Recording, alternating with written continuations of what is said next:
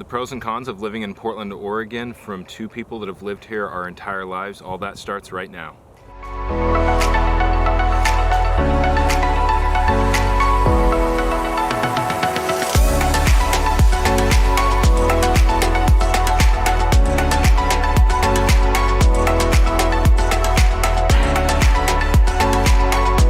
Hey, what's up everybody? This is Seth and Paul from the Home Team Brokers coming to you from beautiful Portland, Oregon. If you're new to this channel, living in Oregon, we show you what it's like to live in Oregon. And in this case, we're going to talk to you about the pros and cons of living in Portland, Oregon. If you want to see more videos like this, hit the subscribe button, tap the bell, make sure you get notified each time we drop a new video, which is a couple times each week. And we get people reaching out to us all the time that want to move and live in Oregon. If you're one of those people, give us a call, send us a text, shoot us an email. You can even click the link below in the description if you want to schedule a Zoom with us. All right, let's get into it. So the pros and cons of living in Portland, and when we say Portland, of course, we mean the Portland metro area that encompasses kind of a tri-county area, Washington County, Multnomah County, and Clackamas County, several different suburbs. So everything that we're talking about today kind of encompasses that entire area.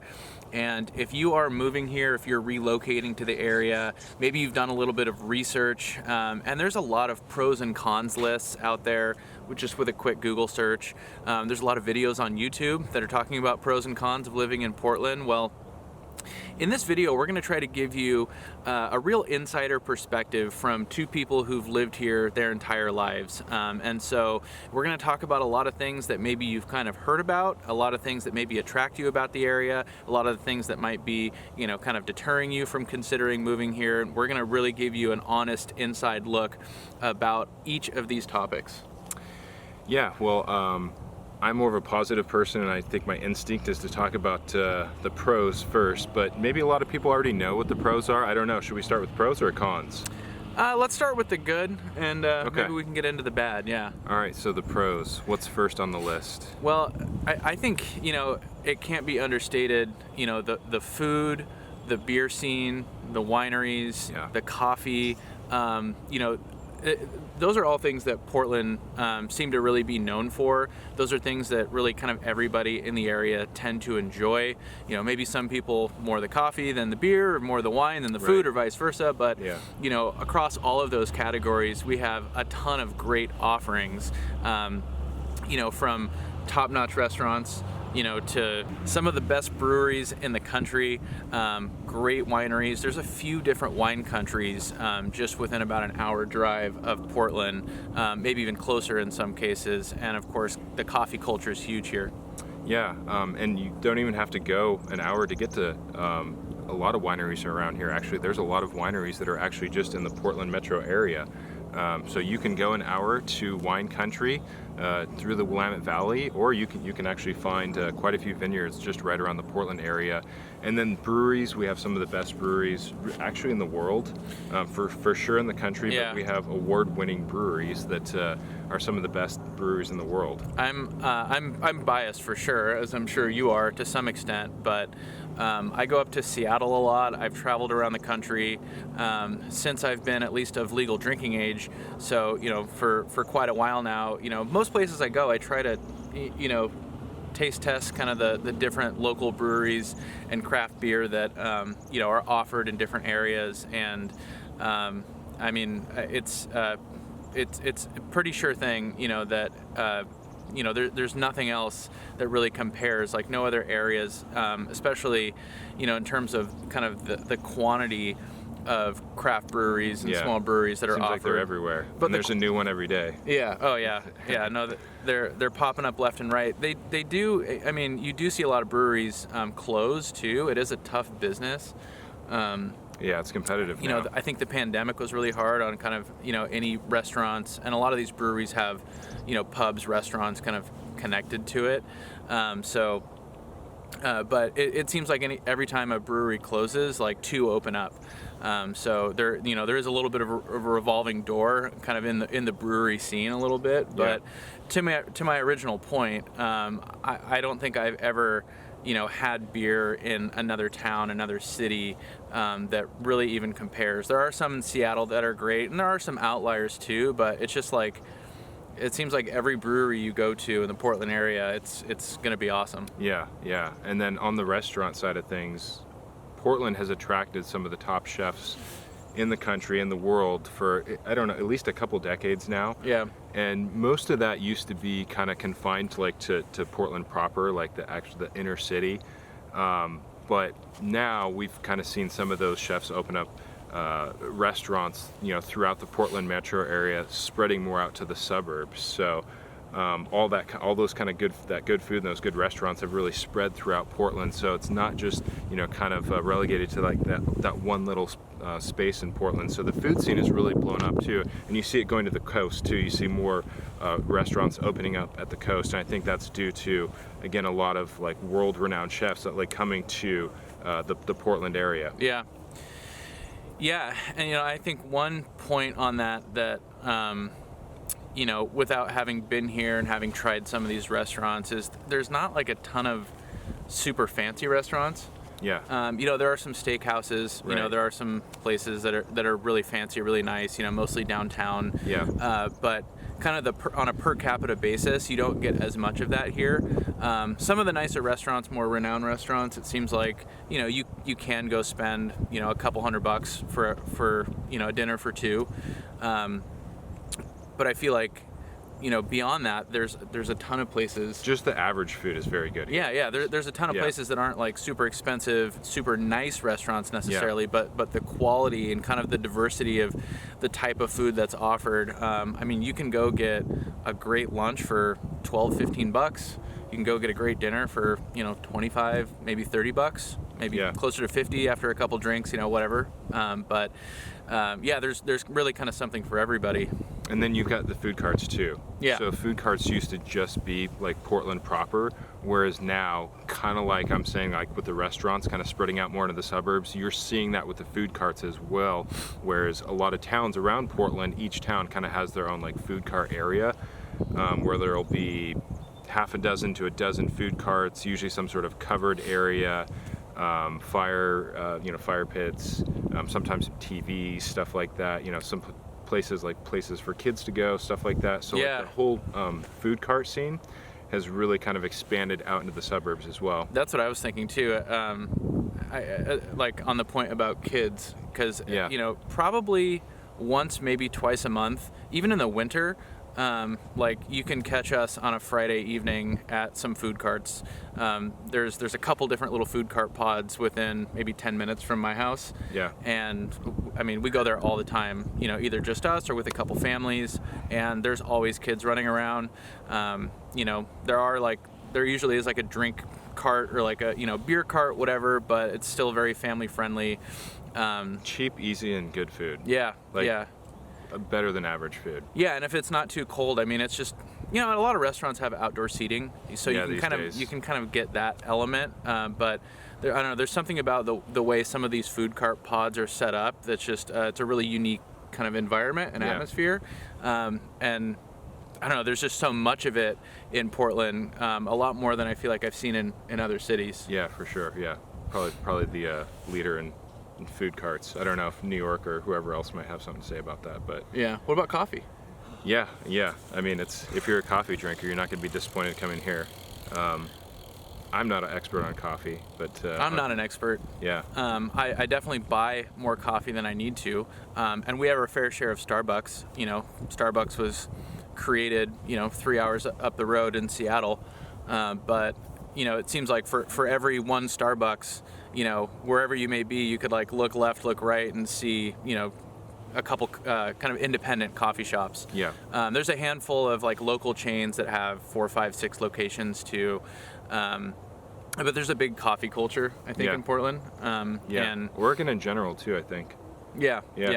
And I make my own coffee. Yeah. And one thing that you might notice in Oregon for people that make your own coffee at home that you might not notice in other states is because we do have a lot of coffee businesses here, you will see like a lot of premium coffees like in your local grocery stores. Yeah, that's a good point. From Portland or from like Central Oregon, whereas you won't kind of see that like in other states. So for the people that buy their own coffee, you do have a really good selection in the grocery stores of coffee, usually a very wide selection of premium coffee. Yeah. So yeah, coffee is definitely a big one. I mean, it seems like everyone here drinks coffee and is really into it. Yeah.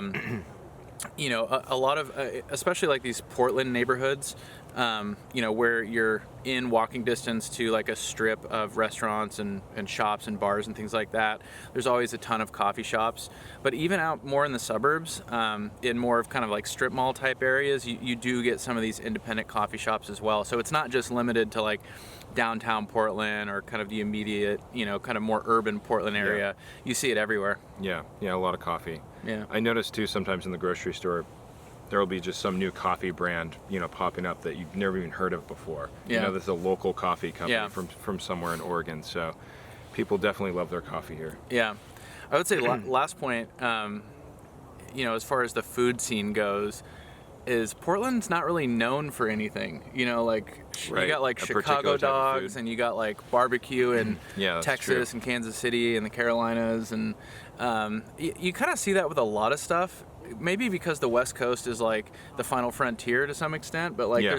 there's like nothing as far as food goes, especially that's like kind of you know, that was invented here necessarily. Right. So maybe, you know, Maybe food carts and fusion, maybe. some fusion stuff for sure. Yeah, but lots of fusion stuff. I think that does benefit us though a little bit, because there is such a diverse, you know, offering. It's not like every other Right. restaurant's like a barbecue place. Right. You know, I guess vegan offerings, like I think Portland has more vegan restaurants per capita than anywhere else in the country.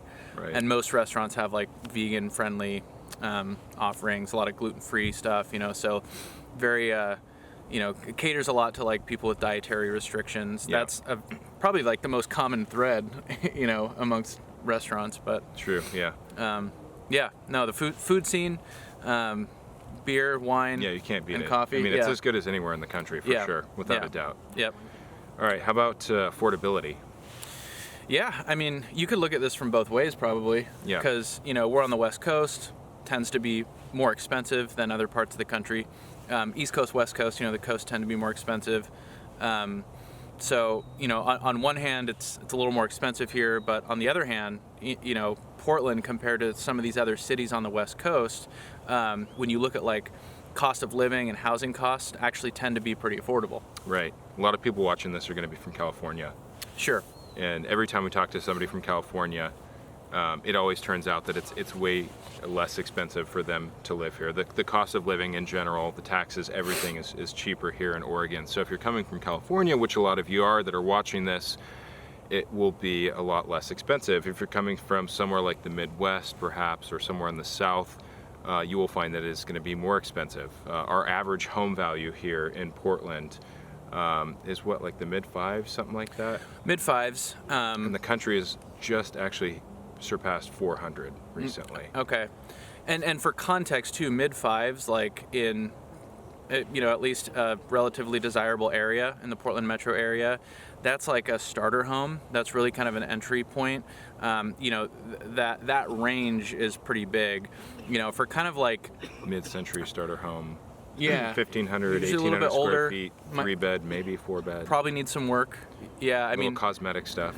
what I'm seeing mostly, and you know, tell me what you think, but you know, kind of that second home, you know, like 4-bedroom, 5-bedroom, 2,500 to 3,000 square feet. You're really looking at kind of a 700,000 entry point. Yeah. Up to, you know, 1.2, 1.5, depending on what and where. But Yeah. Yeah, I can't think of, probably won't find much of that under 700. So yeah, maybe a little bit under in a few places, but yeah, that's probably about right. yeah, let's take a pause for this airplane. So like you said, a lot of people coming from California. That's been the case for a long time in the Portland area, and a lot of, you know, a lot of the reason why people are moving here from California is because it is more affordable. Yeah. You know, I've known a lot of people over the years who have moved from the Bay Area, for example, and I think historically you do take a little bit of a pay cut. You know, even if you're staying in the same like with the same company, because they're going to pay based on cost of living. I think that is shifting a little bit with remote work. because it is a little more competitive because everyone wants to be remote. Competitive for companies, that is. I think companies are willing to pay, kind of that going rate, but that's going to be obviously a little bit case by case. Yeah. I was actually just talking to somebody this morning who's moving from California, and she was going to drive up but wanted to wait until gas prices went down a little bit. And I told her what the average gas price was in Oregon, and she was like, "Oh, well, that's way better than in California. I'll leave in a couple weeks."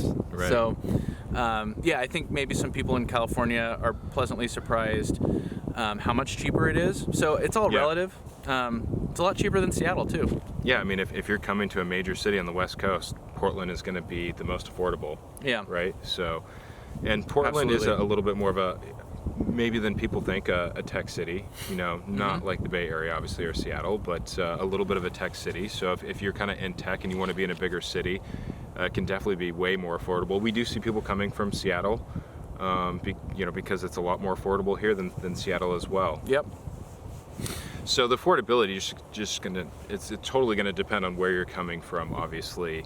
But in general, Oregon's gonna be a little bit more expensive than the average state. Yeah, and cost of living too across the board, which we did a video, we'll link to it up here. We did a whole video about cost of living in the Portland metro area, where we talk about a lot of different categories, where Portland does tend to be a little more affordable across the board, and in some cases, even as affordable as the rest of the country, some places like in the Midwest, for example. Yeah. All right, so what ties directly into that? Jobs. Yeah, right. Definitely better than average jobs here. Yeah. We've got a lot of big companies here. We've got Nike, of course, that's probably the most notable one, but we've got Intel's headquarters. Probably some ones that people maybe don't hear as much as like a Precision Cast Parts. They've got 30,000 employees. Fleer is a big company in Wilsonville, 5,000 employees. I think the average salary is 6 figures working at Fleer, which is a forward-looking infrared. So they design like thermal imaging for video cameras and sensors. Okay. So a lot of tech. Hardware and software and tech. Yeah, hardware and software. So a lot of good paying jobs here. A lot of good paying jobs in the service industry too, because like we've talked about, we've got such a great beer and wine and restaurant culture here too, that there's a lot of great jobs in that industry as well. Yeah.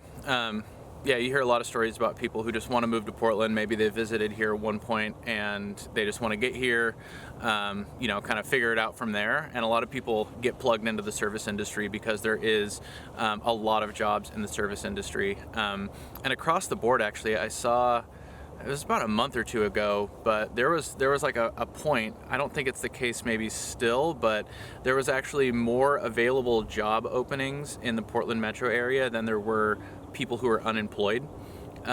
So that's pretty remarkable.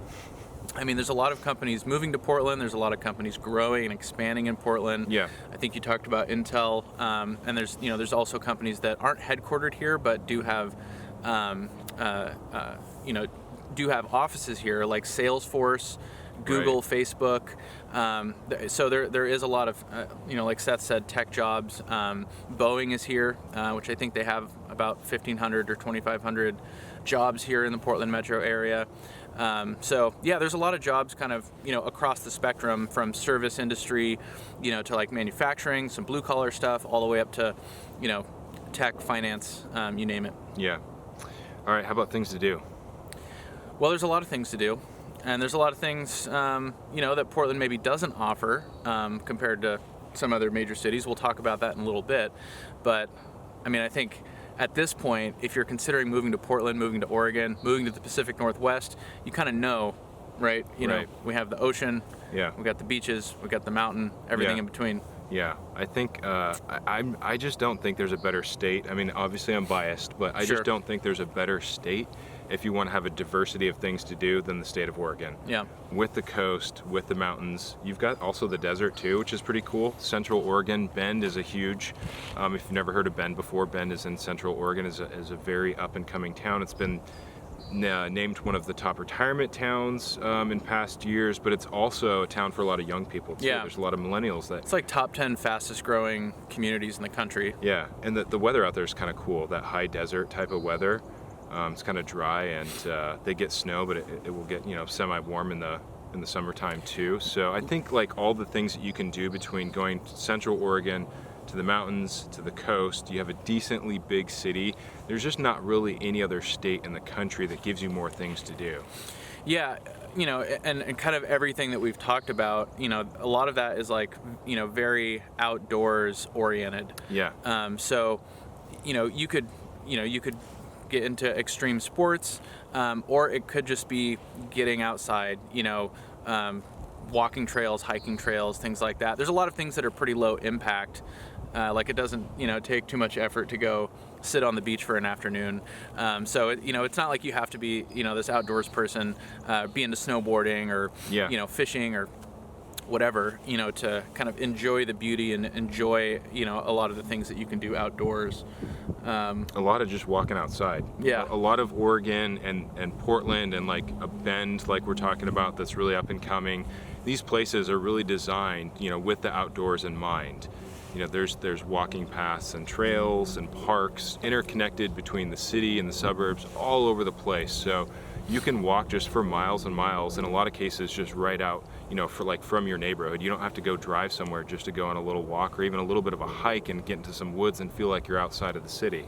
Yeah, and you know, again, these are things that, you know, you kind of may know to some extent, but depending on where you're coming from, where you've lived or visited in the past, I mean, there's a lot of places around the country that have lakes or have a river or, you know, have, you know, maybe one or two of these elements, but there's just so much to do. It's very well rounded, you know, where, you know, if you prefer, you know, kind of a more wooded environment to be in the trees, to go hiking, things like that, you can do that. But like Seth said, you know, you can get out to the desert, you know, and it's a totally different climate. Yeah.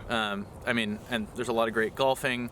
Right. You know, Yeah. there's boating, fishing. I mean, you know, we could go on and on. It's all the outdoor stuff, and I think it's as good here, if not better, than anywhere else in the country. Yeah, I would say second to that is probably what we already talked about. I feel like most people kind of, you know, center like their social life to some extent around like going to a brewery or going out Your to dinner, activities. going out to the food carts. It seems Yeah. like kind of that, you know, food and brewery and winery, like, you know, all those offerings definitely seems to be like, you know, some of the biggest activities that people engage in. You Getting know, outside and enjoying life. exactly. Yeah, that's right. That's what we do. That's what we do, baby. Okay, what's next? It's green. Yeah. I guess that, you know, being green, that just piggybacks off of the outdoors. I mean, the outdoors wouldn't be so good if it was, I mean, again, we do have the desert and all that, but still pretty green even in the desert, actually. Yeah. The high desert, that is. Yeah. You get a lot of like pine trees instead of like the fir trees that you get like on Western Oregon, like these evergreens. So a little bit like different tree species, and it really is crazy how you can drive like 2 or 3 hours and be in a completely different climate. Yeah, it's you know, cool. Totally different environment. Yeah, it's pretty Love awesome. But yeah, I think it's something that we probably take for granted to some extent. I've never lived in like a super dry place like Arizona or, you know, like Phoenix area, Yeah. for example. But it's pretty amazing to be able to walk outside. And this would be the case kind of regardless of, you know, where you lived in the Portland area, and there's trees everywhere, everything's green, lawns are green, there's bushes, you know, and even in the winter, you know, when everything kind of dies off, you have all these evergreen trees that, you know, it's still very green. Yeah, that's one of the first things that people say that usually come from like somewhere in the south, southwest. They've never been here before. Maybe just when you're first flying in, that's the thing that you notice driving around. It's just green everywhere. Yeah. So it's if you've never been here before, you've probably obviously seen pictures, I'm sure, but it's hard to kind of like really know until you actually see it. And you know, conversely, if you've lived here your whole life and you go somewhere like in Arizona, it's like, wow, it's not very green here. Yeah. Got a lot of sun. Yeah. The sun's great, but Yeah. not quite the same to look I at. almost like visiting places like that because when you come home, you're like, wow, like we got it pretty good up here. Right, yeah. And like kind of to that point too, just about like, you know, kind of the environment, you know, as far as what you're surrounded by, you know, we get all 4 seasons, and that's something that it seems like a lot of people tend to, you know, talk about who are visiting or are moving to the area is in the springtime you get flowers blooming. It's beautiful. In the summer, it starts to warm up. I feel like every time the seasons change, like, around March, around June, whatever, September, October, and then in the winter, like, there's these stretches of the time of year where you can walk outside and you can like smell it in the air, like the It's change. nice. Yeah, you hear the birds, you see stuff blooming. Yeah, the seasons, for sure. So it's like really palpable. And I would say, my favorite, and a lot of people say this too, is the fall, because we do have a lot of evergreen trees, but we do have a lot of deciduous trees too, where the leaves are changing, and that makes for some pretty nice scenery.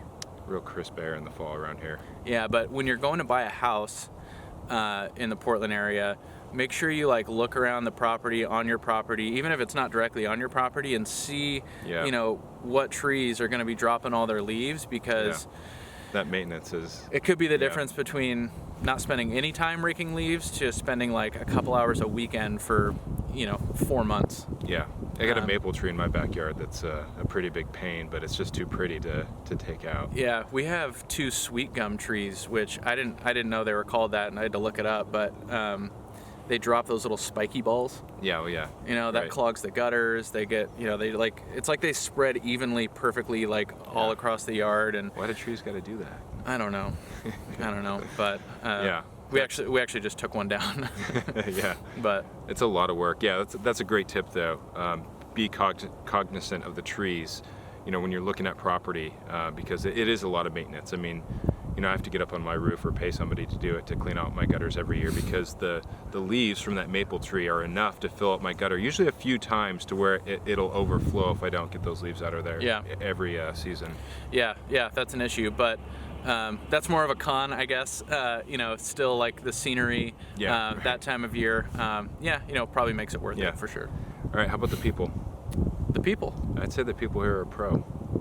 People here are pro. It's very laid back. It's very casual. Yeah. If you're coming from like a New York or somewhere in the Northeast, the people there are very different. I love New Yorkers too. I love people from over there, but they have just a totally different feel, different vibe, a different pace, I should say, a different cadence. Yeah. Things here are more laid back, and the people are laid back. I would say mostly in general friendly. Yeah. Maybe not friendly like your Southern hospitality friendly, but overall friendly and laid back. Yeah, I think my kind of perspective on that has always been that, like, everybody tends to be really nice, but nobody like immediately wants to be your best friend. People tend to be pretty reserved and kind of keep to themselves, and who knows what that is. Yeah. But overall, like, if you just kind of pick up a conversation with a random person, like, you're gonna find that people are generally pretty friendly around here. And I think it is pretty laid back. We probably have a good mix of a lot of different cultures, but definitely not New York. It's not like the East Coast. And if we're talking about stereotypes, like, I think like maybe like an LA has a stereotype of being more like kind of superficial to some extent. You don't get a lot of that around here. Right. People, for the most part, obviously there's a lot of nuance here, but people tend to be pretty down to earth, I think. Yeah, I would say it's even a little bit more laid back than LA too. Yeah. For better or for worse. LA doesn't, people in New York, they have it in LA are very different, but the people in LA there's a little bit more of an energy in LA. It does feel a little bit, the pace feels a little bit slower here in Portland. So if you like laid back, it's definitely laid back here. Yeah. Yeah. Yeah. All right, so I think last on our list of pros for today, we got to talk about the summers. I think we've probably, wrapped in a lot of these points and what we've touched on already, but I would say, Portland is definitely known for having just about as good of summer, that summer season as you can get, anywhere in the country.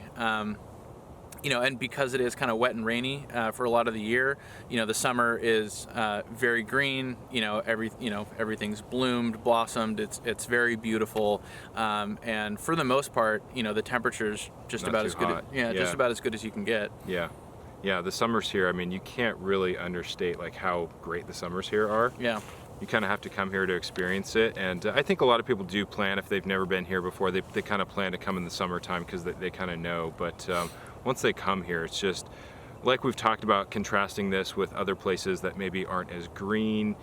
You don't have the same landscape. You really can't illustrate it enough until you actually like come here and see what the summer's like. The air, the temperature, it's pretty cool in the evenings too. I like the summer evenings and the summer mornings too. It just doesn't get too hot, but it's just warm enough to like where it's warm enough to where you want to go outside and get wet, go in the river, lake, you know, do the water sports type of stuff. You know, people like to get out and get wet in the summertime in Oregon. So I think the summers probably are definitely one of the best things about the entire state. Yeah, I mean, it seems like everybody kind of plans around the summer, and obviously, Right. you know, school's out, and that's not, you know, unheard of anywhere else in the country. As far as summer goes, that's when a lot of people vacation and things like that. But in particular here, it's like, you know, for a lot of the year, you know, especially like November to, you know, March or so, you know, people are pretty cooped up in their house. You can still get out and do everything. Like, you know, the rain's really not that bad, but Yeah. you know, I think there's a lot of like pent up kind of energy and excitement once the sun starts coming out. Yeah. And you can get a little bit of a glimpse of that, you know, even March into April. May, you start seeing a lot more sunny days. But I don't know, I feel like everybody has an opinion on this. But when would you say that summer officially starts? Well, it feels to me more like around March, mid-March. That's where it kind of gets like, you don't have these consistent days where it's so wet and it's been raining for so long that when you step outside, it's all soggy outside, you know? That's when things start to bloom, the birds, you start to hear the birds, and then it's also kind of getting warm enough to where you can kind of wear like more of the summer clothes.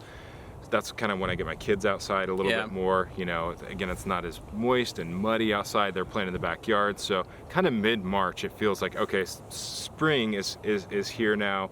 It's kind of getting into that summertime feel where we're actually getting some warmer weather. Yeah. Depending on who you ask, and every year's different too. Like, you can get, you know, mid 60s in February some years, you know, for like a few days at a time. So it really does vary a little bit. And then kind of on the other side of that, even into June, you can get a week-long stretch of rain and overcast. So it's a little bit of a mixed bag. I feel like growing up, I always heard people say that summer really started like 4th of July weekend, as far as like, you know, the true consistent hot, you know, summer days. No, but I tend to agree. I think, you know, even like I was saying, like March, April, you can get these stretches of warm days, and it's like, you know, maybe mid 60s, but you know, when it's been like in the 40s, high 30s for a few months, you know. Yeah, it's like, okay, it's not here yet, but it's like you're getting hints of it's coming now. You're getting a few of those days where it's like, okay, spring and summer's coming. We can kind of get outside a little bit more. That's the thing. It'll be like every year, like the first day that hits like 60 degrees, you go somewhere and like everyone's wearing shorts. Yeah, it's all sunny. You know, it's like shorts and a t-shirt and like flip-flops, you know. Yeah, people are ready. They're ready to go as soon as like they feel like spring and summer's here. They're ready to go. Yeah, but again, I mean, you know, I like the best time of year, almost everybody's favorite part of year, you know, part of the year, time of year in Portland is definitely summer. So yeah, for sure. Yeah. How about some cons? What do we got first on the list? So I would say first on the list of cons is Portland's a pretty small city. Probably flies under the radar a little bit, which could be good, could be bad.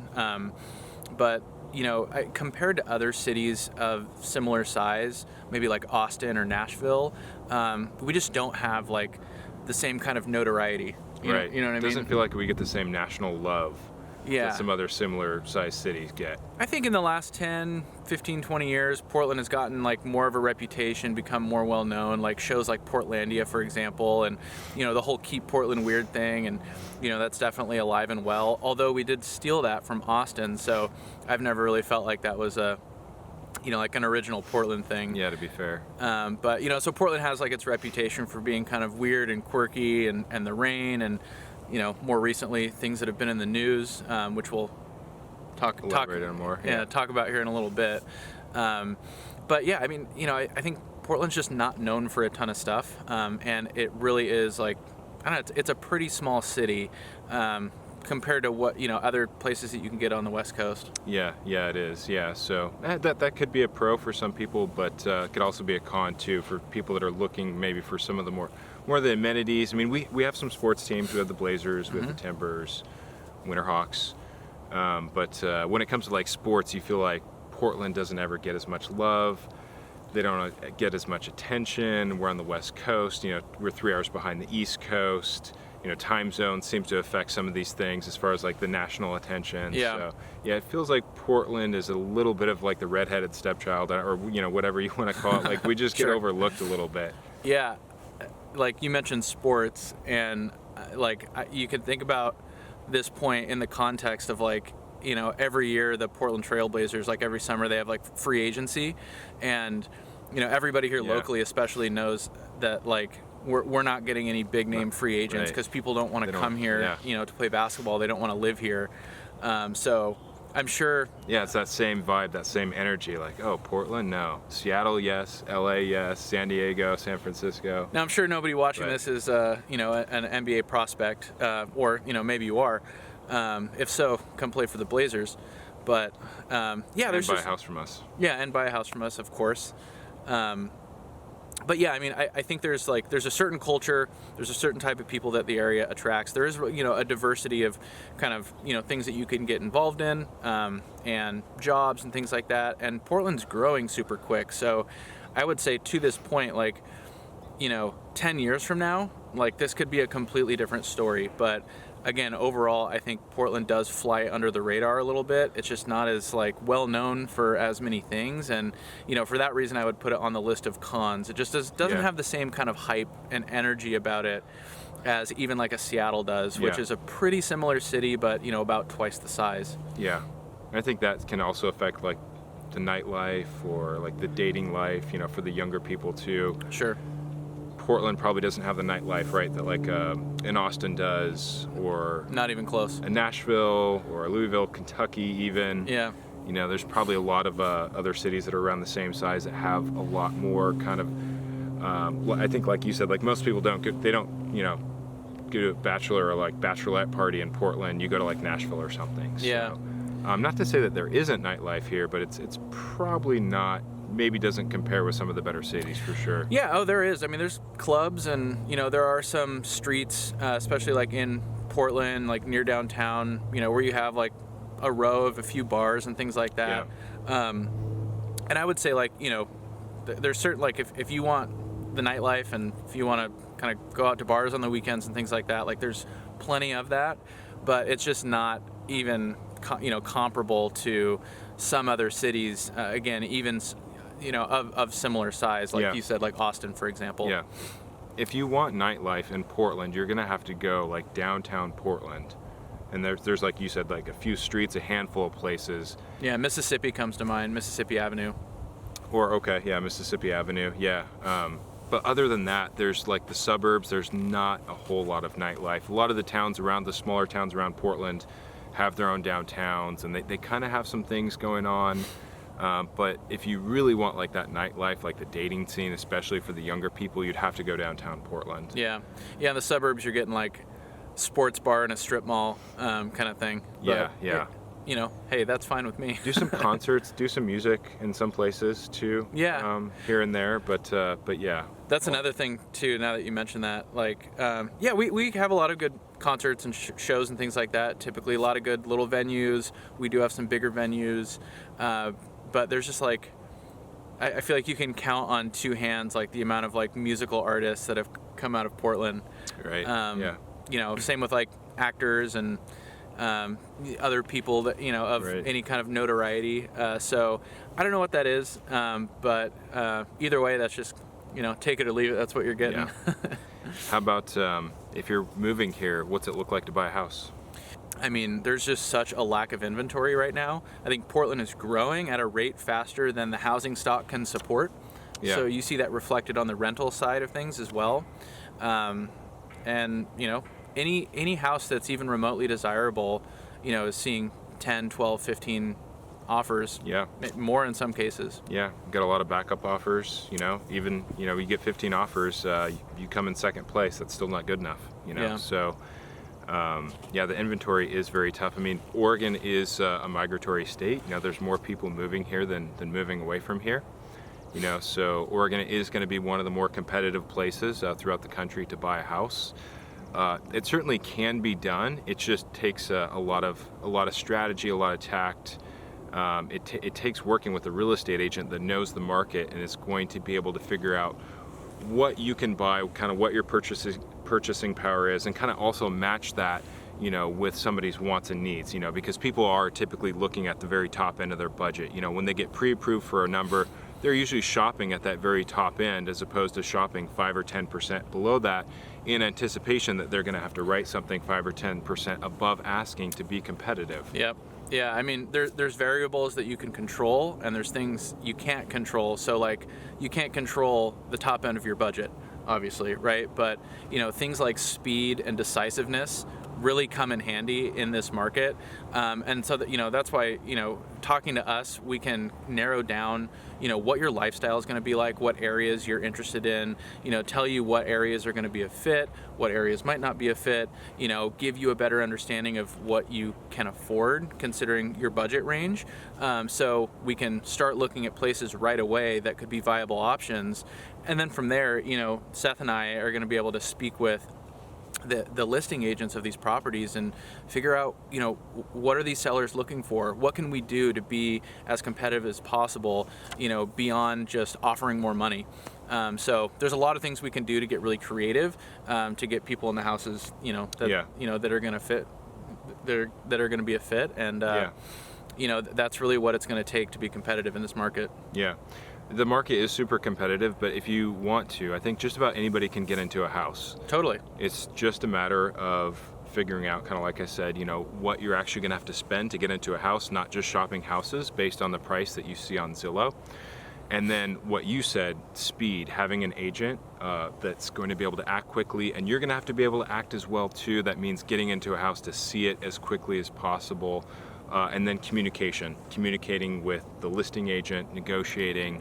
Those are kind of some of the core keys, core principles that you'll kind of need to be competitive and actually winning an offer and actually being able to buy a house. It's pretty surprising, the amount of agents out there that don't answer their phone or don't respond to a text, and not disparaging anyone, especially individually, but yeah, the agent you work with matters a lot. So, yeah, to this point, I think that, is going to be important in any market, and under any market conditions, but, more important now than ever, really. Yeah, and to elaborate on that, Paul and I have excellent communication. That's one thing that you can always count on us for, is we're always going to be there to respond to you, phone calls, texts, emails, whatever it may be.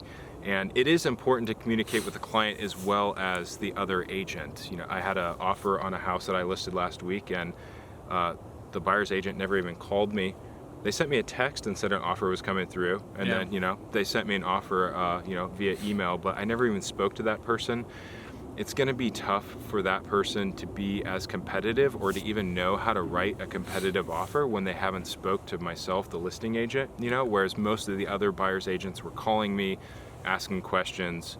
Not all of them were, but some of them were, figuring out kind of where they were at as far as being competitive. So you really need an agent that's good at communicating not only with the client and you, the client, back and forth, but also communicating with the listing agent in order to be competitive and actually win an offer. Absolutely. Yeah, so there's our pitch, and right. But point being is that definitely an issue that kind of everybody is up against in this market is lack of inventory, and it's super competitive for buyers. So I guess that's why working with the right agents really matters. So it's tough. I mean, in summary, it's tough to get a house here, but it can be done. You just have to know what you're in for. Absolutely. Next on the list, cons. How about the rain? Yeah, I think that's maybe the biggest one for some people. Yeah, I know we hyped up, being outdoors and it's green everywhere, but in order to get like such great conditions, the plants and wildlife and trees and everything, they have to stay hydrated. Right. So that's the trade-off for sure. And I think we've said this before. I don't think the rain is as bad as maybe some people make it out to be. Can be a little bit of a shock if you're coming from a drier climate. But, we also can't sugarcoat it either. I mean, I don't know about you, but it can get pretty miserable at times. Yeah, so, what does that actually look like, to somebody that's coming from an Oklahoma or a California or a Florida, whatever it may be. We get a lot of great days every month throughout the year. You could have a great day in December, a great day in February, like you said. The hardest parts are probably there are times in the winter where you'll just get consecutive days of rain. And kind of like I was saying, it gets kind of soggy. It's tough to take the kids outside without them getting all muddy, because it gets muddy after it rains for 4 or 5 days straight and you can't really get outside. So you do have these kind of streaks where you can't really do much and you're kind of hunkered down inside, but probably not as much as the stigma, it's just going to vary. If you're a person that just hates overcast, you get depressed easily, you got to have the sun, probably not going to work for you to live here. Maybe somewhere in Southern Oregon there's enough sun for you, but for the most part, as you probably have seen throughout this video, this is a pretty common day where it's partially cloudy and you're getting some sun here and there, and it's dry. It's dry more than it is wet here, but yeah, there are some stretches that it's real tough just because of the consistency of rain, just having rain 3, 4, 5 days in a row. But you do get the sun any month throughout the year, but the rain is definitely a big con. Yeah. You can also look at this in the context of, being a homeowner too, because, the rain can cause issues that maybe you're not used to or haven't heard of as much. In particular when it comes to leaks and flooding and things like that. A lot of houses have a basement foundation, like a daylight basement, and you can get leaks in the foundation, or you can get flooding after a really heavy rain. Yeah. So that is something, especially with older homes where there could be issues or there had been issues in the past that were corrected. Those are all things that we can look at in an inspection. Yeah. And then your landscaping too, your yard, I think like you mentioned, it can get pretty soggy. And I know earlier in the year and later in the year when I still have to mow the lawn, I always hate doing it because it probably rained at some point, the ground's a little soggy, and then every time you mow it, you just make your lawn a little lumpier than it was before. Yeah. And that just kind of gets worse and worse over time. So yeah. If you have a big lawn, there's going to be several months out of the year where it's not going to be super viable to actually be on, the lawn. Yeah. Well, and too, the Portland metro area, we got a lot of hills here too. Yeah. So it's not like maybe in the Midwest where you got a lot of flat lots, right? So a lot of lots will have a slope to them. My lot has a little bit of slope to it, and yeah, same. My grass when it was brand new a couple years ago was totally flat, and now it's all bumpy. Yeah. And the lawnmower's so it's not terrible, but yeah, that is an effect of a lot of rain and just having ground that's absorbing a lot of water. Yeah, and you get puddling and pooling on the property. I mean a lot of it's not uncommon to have French drains on your property. Yeah, I have French drain. Yeah, and if you don't have one, that can cause issues to where that pooling, maybe could seep toward the house, get into the crawl space, for example. So those are issues that are pretty common, and of course, that are caused by the rain. But there's also easy fixes too. Yeah. The opposite end of that spectrum is we do get heat waves. Yeah. Usually about once a year. I think last year we had some kind of record, right? It's 118 or something like that. I think it was 116 for 2 or 3 days in a row. Yeah. Yeah, which that's hot for us Oregonians. Yeah, I mean I think the record before that was maybe 108 or something like that, 107.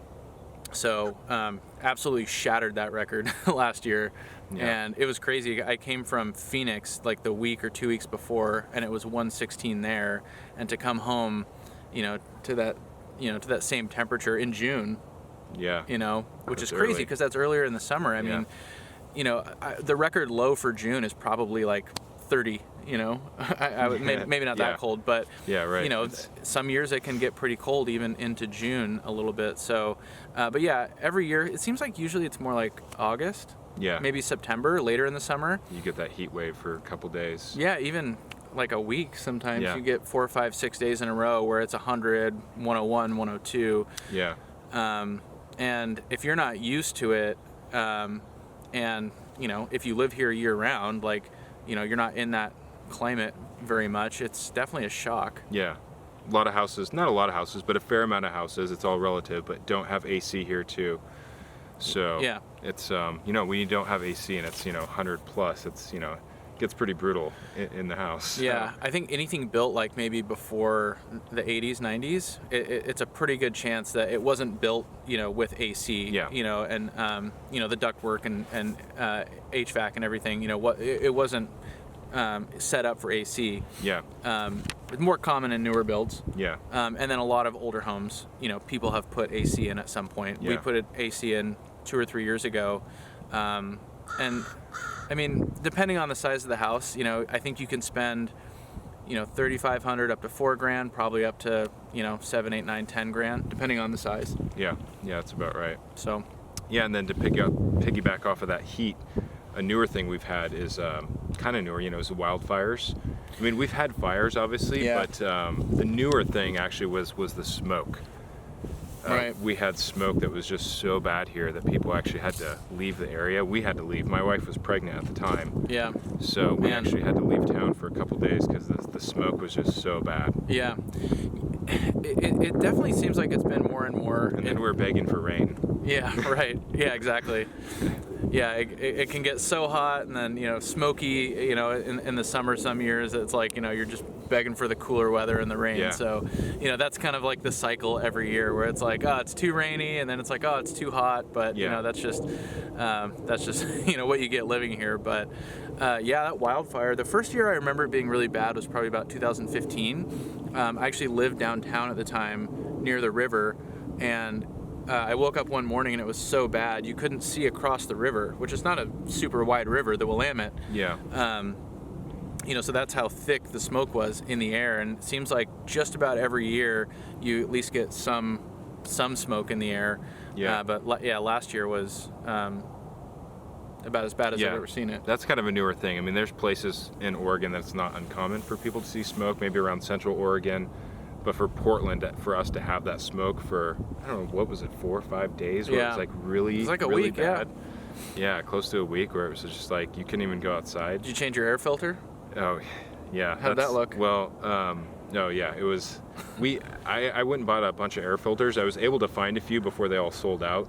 Yeah. And then I bought some like floor wall fans and then taped the air filter to the fan. I had those going in my house too. So I had a bunch of air filters going. We did that too, just a box fan with a filter Yeah. in front of it, just running like in the middle of like a living room, and after a day or so you can see it getting like black. Yeah. It's Because even inside our house, the smoke was bad enough Right. to where like we had to leave. Again, with a pregnant wife, it just, Yeah, totally. Yeah.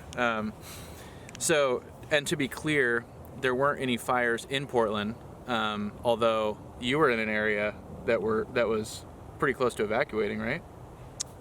I guess I was in Clackamas County. There was parts of Clackamas County that were evacuated, and we were actually getting close to being told to evacuate. Yeah. There's like a green zone, yellow, red. It was. That's right. Yeah, we were. Or zone that's 1, right. zone 2, We zone were 3. close to the zone that was about to evacuate. That's Yeah. right. Yeah.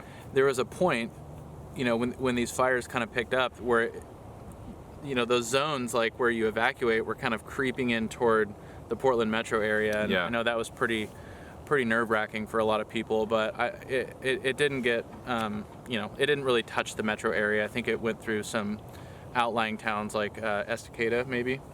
Yeah, Estacada was, I think, and Oregon City too. Yeah. Yeah, I had some family that their property was actually caught fire Jeez. in Oregon City. Man. Didn't lose anything too valuable, but a lot of the trees, burned down. Yeah. It's scary. But yeah, that's kind of a newer thing, having the fires closer to Portland, having the smoke. So hopefully not too much more of that in the future. Yeah. Yeah. Hopefully not, but something that if you're moving to Portland, and come August, September, that wildfire season, that's something that happens. Yeah, I mean, be as alarmed as you want, because it is kind of alarming, but just don't be surprised, because it is something that we are seeing more and more of. If you were worried about that, Portland is such a big area, and there's going to be parts of Portland that you might be less likely to encounter wildfires, maybe closer towards the coastal range, like up 26, like Hillsborough, maybe out that way. Sure. Just because they're getting maybe more precipitation out there, and it's just consistently wetter throughout the year out that way, so you don't usually see wildfires. So if you were moving around the Portland metro area, like from out of state, and you were concerned about that, there are places where we could show you where it's probably going to be pretty unlikely where you would get pretty close to really having to worry about anything. Sure. Fun fact, the coastal range in Oregon is actually classified as a rainforest. I think it's like a temperate rainforest. It's not a tropical rainforest, obviously, Temperate, but right. It's pretty cool. I mean, it's definitely noticeably different than other forests in Oregon. A lot of moss. It's really damp. So you can see why it would be a rainforest, but not probably what you would think of. Yeah. When you So not as susceptible to fires out there. Exactly. Yeah. Yeah. It's you don't see a lot of wildfires on the coastal range just because it's pretty damp throughout the year. Yeah. All right. What do we got next on the list? How about traffic? Traffic, right. Yeah. Traffic here is not great. For the most part, you can probably find some places around the Portland metro area where you won't experience traffic. People aren't commuting as much, with work from home. It doesn't feel like that's really made a difference because the traffic is still bad in a lot of places. Yeah, there was a few month stretch there where traffic kind of it disappeared, but it's nice. It came back just as quick as it left. It reminded me of when I was like in my teens when I first started driving. I felt like 20 years ago there wasn't traffic like there is now. And during COVID when there wasn't as many cars on the road, it kind of brought me back to when I first started driving. Yeah, I mean, I think, and we've kind of alluded to this, Portland is growing very quickly. So there's a lot of people moving here, which, causes, issues where, kind of the infrastructure of a city, isn't growing at the same pace as the population. Yeah. Lack of housing, like we talked about, is, definitely a consequence of that. And there's just only so many highways and kind of main thoroughfares in the Portland metro area. And a lot of them are 3 lanes, or some places are even like 205. I-205 is 2 lanes in some places. Yeah. And there's a lot of places too where like you can be in a residential area where you live and you don't have to necessarily get on a freeway or a highway to get to work. So there's kind of, there's some of these main thoroughfares, but I feel like traffic on like Highway 99 and some of the main roads going through Beaverton, the traffic is just as bad there as you would find like rush hour on the freeway, probably because of all the traffic lights. And then even like cutting through some side streets, nowadays it's like so many people are doing that, so it's not even saving you time. I always feel kind of bad too anyway, like cutting through side streets, because you're like driving through people's neighborhood where they probably don't want you driving. They don't want a bunch of traffic driving through their neighborhood street, but traffic I think is rated amongst the worst in the country, especially when you look at like a per capita basis, like the size of the city and population. I think it's about as bad as you can get. Yeah, I think another thing people might be annoyed with as well too, depending on where you're coming from. I don't think Washington is a whole lot different, but to me California is different. The drivers are different in California, and again, I know a lot of people watching this are probably coming from California. To me, the drivers there are much more aggressive, and that forces the other drivers, even the people that aren't aggressive, it forces those people to drive differently. So you'll notice that. I think people in the Midwest might be a little bit more polite. Like I feel like when you're driving in the Midwest, everybody uses their blinker. I could be wrong. People in the Midwest, comment below and let us know if that's not true. But here in Oregon, people don't use their blinkers very often. People also don't really have a concept of a passing lane. And it probably doesn't help that, when you have 2 lanes, like that's totally out the window, let alone 3 lanes, So if you're, coming from LA and you're used to 5 or 6 lanes and a couple of those lanes are passing lanes, you're going to encounter some places in Oregon where you're driving and people just don't do the passing lane thing. They just treat all the lanes as the same, whether it's the right lane, the middle lane, or the left lane. So you might get annoyed a little bit by the drivers and how they drive and kind of how passive they are, how slow they drive. They're not good at zipper merging either too. People here aren't great at zipper merging. Well, and then there's also, maybe this happens everywhere, but there's a lot of places where, you know, you are merging like that, but then there's an extra lane to the right, you know, where you're not supposed to cut in from, but you get all these people trying to, you know, drive up to the front and merge in, you know, from the right or left or whatever, and that's backing everyone else up. Maybe that happens everywhere, but man, I can't stand it. Anytime somebody does that, I make sure to get up as close as possible make to sure they know. not let them in. Yeah. So the drivers here are probably not the best drivers. So if you're coming from a place where you feel like people, at least, you know, and part of kind of like what Paul was saying, you know, part of the way that people drive causes congestion. You know, when you don't have drivers that are all kind of on that same page of like, okay, this lane is the passing lane. Once you pass somebody, you get over. That leaves that lane open. That alleviates congestion. When you don't really have that concept, it creates more congestion. So the drivers here probably aren't the best. So that also creates more traffic. And if you're coming from, again, like a place like in LA, I feel like you might be a little bit annoyed by the drivers here.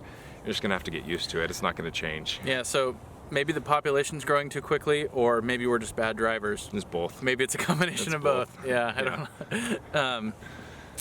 You know, but in general, you know, we have to list this on our list of cons. I think, you know, everybody has noticed, you know, traffic getting worse and worse, you know, every year. And you know, there are, you know, some cases where it may not be as bad, like if you're not commuting during rush hour, or depending on what direction you're going during rush hour, you know, it's going to be better in some places than others, but overall, you know, you got to tack on 20, 30, 45 minutes, an hour, depending on, you know, what your commute looks like.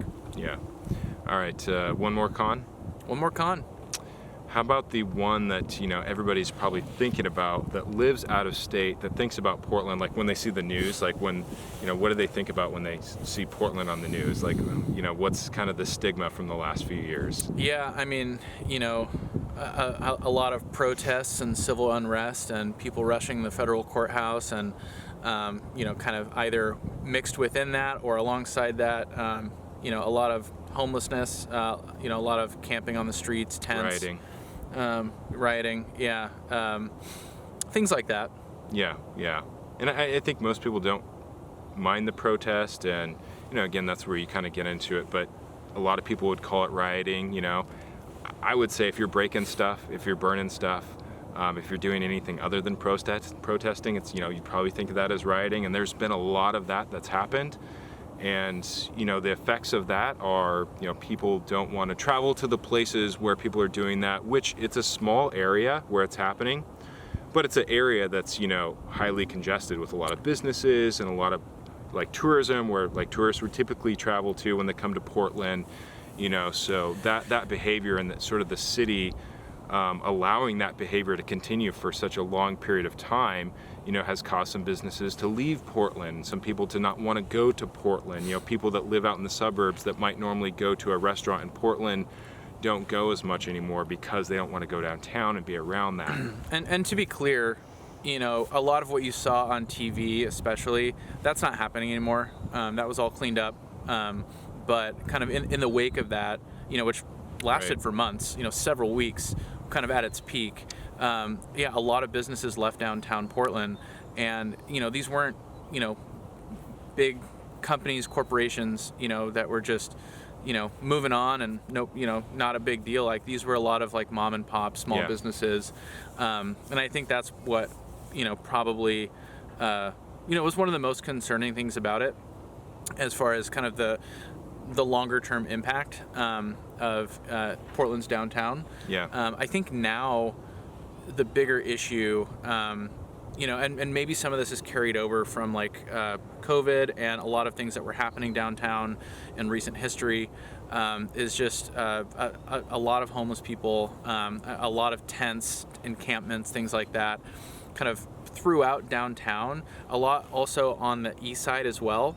Kind of within 10 to 12 blocks in particular, in southeast Portland. There's kind of an industrial area that actually has a lot of really cool restaurants and bars and nightlife, and it's a cool place to hang out. But This is an area that, I mean, it's you walk around and it's just, I mean, it's really tough to see. And I would say, like, from at least my opinion, like, the biggest con here is kind of the mismanagement or the lack of, kind of being proactive or doing anything about these issues from this city's side. It seems pretty clear that the city doesn't have a solution for the problem. Yeah. I remember growing up and going downtown Portland, and really the only place you would kind of see some people was you would see some people laying in the on the sidewalks, like right in downtown.